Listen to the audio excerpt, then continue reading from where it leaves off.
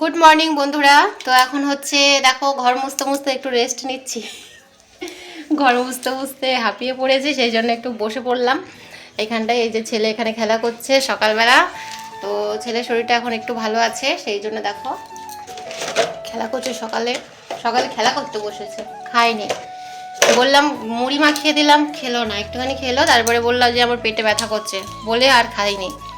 তো এখন যাব হচ্ছে কাপড় কাচাকাচি করতে, মানে এক গামলা ভিজিয়ে রেখেছি সেইগুলো কাচবো, নিজে স্নান করবো। এই দেখো মাথায় তেল দিয়েছি কালকে থেকে, তো সেই তেল তুলবো, মানে শ্যাম্পু করবো সেই জন্য।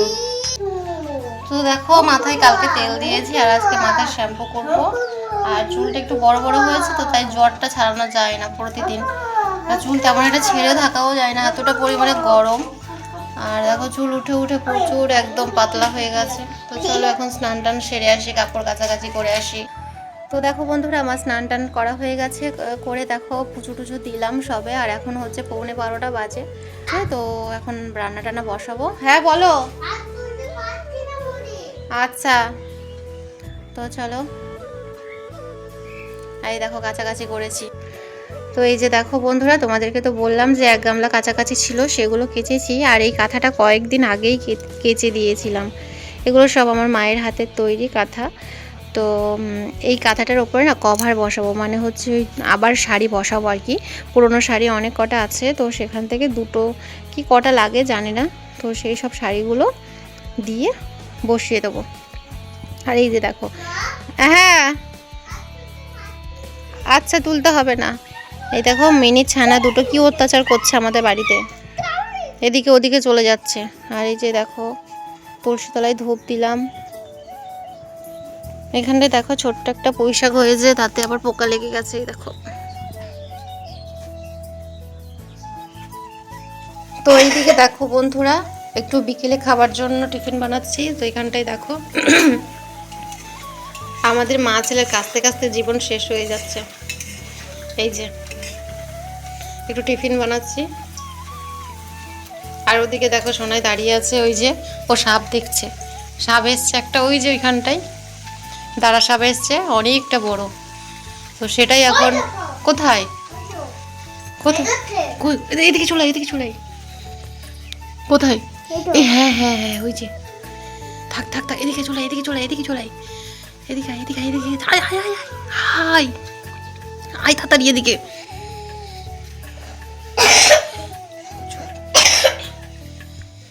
চা চা, কত বড় সাপ দেখো।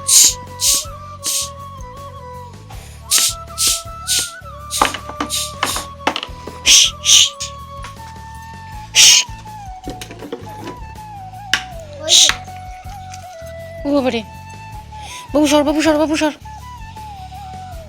এই বাবা, সাপটা এখানে কি করছে রে?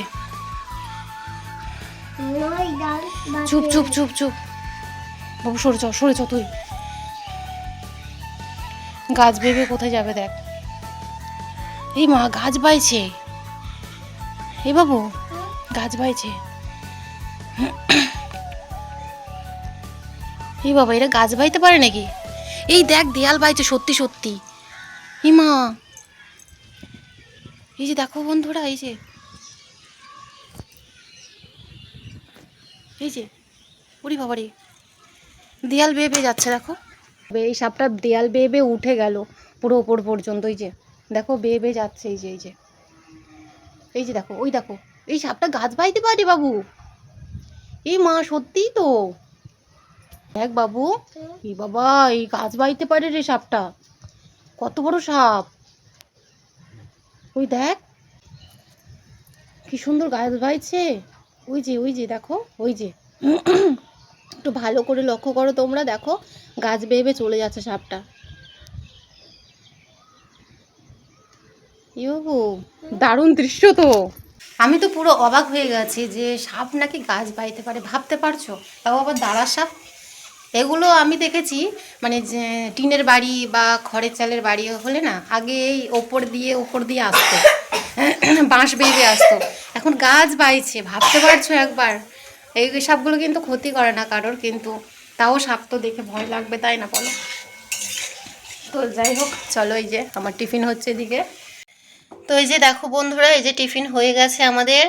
আর এই যে দেখছো ওপরে যে ছোট ছোট সাদা সাদা দেখা যাচ্ছে, ওগুলো হচ্ছে সাবু। সাবুটা ভালো করে ভেজে নিই, সেই জন্যই দেখা যাচ্ছে।